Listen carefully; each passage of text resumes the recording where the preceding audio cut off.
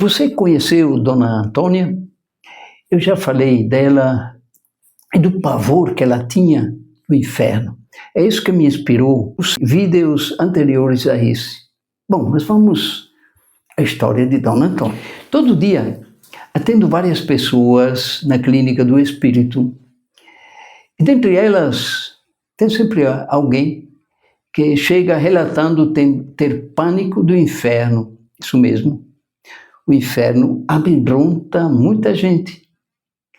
Para aliviar a tensão de quem me procura, dependendo do caso, conto a história que vou contar para você também agora, a história de Dona Antônia. A história não tem o propósito de neutralizar o pânico, mas é apenas um intervalo humorístico, uma conversa leve no meio das conversas sérias que você pode depois ir aos outros vídeos já publicados. Então, vamos à história. Não sei mais quem foi que me contou essa história, mas vou contá-la do jeito que a escutei contar. Nem sempre é verdade que quem conta um conto acrescenta um ponto, não é? Vou contar do jeito que eu escutei. Dona Antônia já havia passado dos 90 anos de idade e dava por cumprida a sua missão aqui na Terra. Filhos criados, netos e até bisnetos já encaminhados, a vida começou a passar devagarinho à frente de sua vista miúda. Foi vindo uma canseira, uma preguiça imensa em ter que ficar nesses dias cada vez mais longos.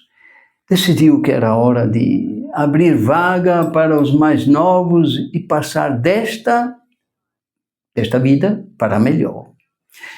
Mas ao invés de encontrar paz e descanso na perspectiva do eterno repouso, o que brotou foi um medo terrível de uma ameaça que acompanhava desde a longínqua infância, o fogo do inferno.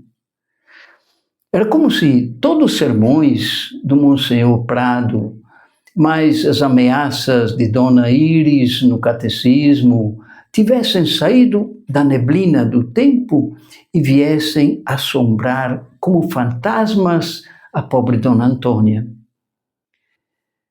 O pior é que a velhice, por um lado, limita braços, pernas, olhos e ouvidos, fechando portas para a realidade do aqui e do agora, mas, por outro lado, deixa solta e alimenta a imaginação da gente. Quem não pode mais correr, ouvir, até falar, resta imaginar e nas lembranças e na imaginação de Dona Antônia vieram todos os pecados, ou o que ela classificava como tal, de sua longa vida. Ao lado de cenas e personagens do passado, surgiam um remorso e um medo ativados pelo fogo do inferno. Não havia escapatória. Dona Antônia estava frita, e o que é pior, por toda a eternidade. Quem primeiro percebeu o drama foi Maria, a empregada, que era quem tinha mais paciência de ouvir os queixumes de Dona Antônia. Aparentada toda a saber da história, primeiro acharam graça. Só mesmo caduquice, onde já se viu a dona Tininha no inferno. Vai converter até o capeta. Mas logo viram que o caso era sério. Dona Antônia sofria e se agoniava com medo, e o medo a devorava. Tio Haroldo, que era médico, era o único dos filhos que tinha se formado e foi chamado para resolver a questão. Do alto do seu diploma, diagnosticou: bobagem, mamãe. O inferno é aqui mesmo, esse seu medo é besteira. Vade retro, Satanás, não venha me enrolar, que ainda não cheguei em sua casa, gritou Dona Antônia, escondendo-se sob o cobertor depois de disputar o tio Haroldo como se fosse o próprio demo. Carolina, uma das netas, estudante de comunicação, tentou também explicar que o inferno era uma invenção dos padres para manter os fiéis sob controle, bem comportado. Levou uma bengalada na testa. Dona Antônia, o medo estava agora misturado com a raiva, o que já era outro pecado, a carimbar seu passaporte para as profundas. A casa virou um inferno, um inferno. Ninguém mais vivia em paz e Dona Antônia não morria em paz. Esgotados todas as tentativas domésticas, resolveram apelar para a Santa e Madre Igreja, chamaram o padre Candinho, santo homem, para abrir a Dona Antônia as portas do paraíso.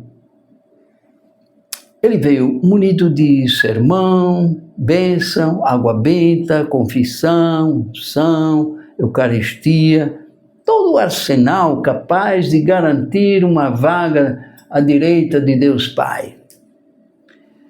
Dona Antônia agarrou-se àquela tábua de salvação, passou a vida limpo, lavou, enxaguou a alma no ouvido de Padre Candinho. Confissão de mais de 2 horas, pois, além das dificuldades de se fazer entender, depois de aposentada a dentadura, eram 90 anos de pecados a apurar. No finalzinho, quando o Padre Candinho já engatilhava a absolvição plenária que apagaria o fogo do inferno, Dona Antônia arregalou os olhos, apavorada, e disse: estou perdida, tem um pecado que Deus não perdoa. Vi na Bíblia, pecado contra o Espírito Santo não tem perdão, não tem salvação, padre. E Dona Antônia foi buscar lá na sua meninice de 6 anos a lembrança de uma travessura que custara a vida de uma pobre pombinha. Tinha levada, resolveu brincar com a ave como se fosse uma peteca. A coitada virou paçoca. Dona Eulália, a mãe dela, ralhou e prescreveu o castigo, onde já se viu tamanha maldade com um bichinho. Quando você morrer, Deus vai castigar você. Quando morrer, Deus castiga. A frase ficou gravada nos labirintos da memória como uma maldição e voltava agora. Condenação última, definitiva, sem perdão. Dona Antônia matara um parente do Espírito Santo e estava inapelavelmente frita. A paciência do padre Candinho já estava derramando pelas beiradas. No último esforço, ele reuniu todos os argumentos teológicos acumulados em anos de seminário, paróquias, as milhares de aulas de religião, de sermões do seu longo sacerdócio, para explicar a Dona Antônia que Deus não é um carrasco vingativo, nem trabalha na polícia. Ele é um pai amoroso que perdoa, que acolhe a todos os seus filhos e filhas, mesmo os mais pecadores, que afinal somos todos nós. E além do mais, a Dona Antônia, o padre já estava vermelho como um pimentão. O Espírito Santo não é uma pomba. Tudo inútil, tudo inútil. Dona Antônia se entregava aterrorizada à maldição que acompanhou para toda a vida. O fogo do inferno a esperava. Padre Candinho já ia desistindo quando uma ideia iluminou o rosto dele. Correu. A Bíblia localizou o trecho que procurava. Dona Antônia, a senhora está salva. Salva o quê? Padre Candinho, eu estou fodida, disse Dona Antônia, se apelando já para a ignorância, que em nome da caduquice, falando um palavrão, pelo amor de Deus, coisa que nunca fizeram em toda a sua vida, ainda mais na frente de um padre, que agora, condenada como estava, não iria alterar muito a temperatura das fornalhas infernais que a aguardavam. Não, Dona Antônia, está aqui na Bíblia, Mateus capítulo 24, versículo 51. Aqui diz que no inferno tem choro e ranger de dentes. A senhora não tem dentes. Dona Antônia, a senhora não vai poder ficar no inferno. Dona Antônia aprumou-se na cama e com os olhinhos miúdos tentava olhar o trecho que Padre Candinho apontava com o dedo.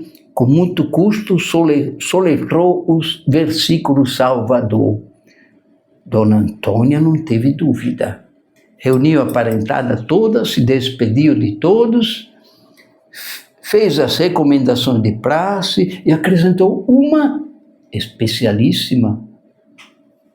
Não me enterrem de dentadura. Aí deitou-se de novo, virou para um canto, deu um suspiro profundo, sorriu, morreu e foi para o céu. Bom, acrescentando mais uma coisinha a essa história, minha mãe, Dona Claudina, que também já foi para o céu, ao contrário de Dona Antônia, nunca tirava a prótese dentária para dormir.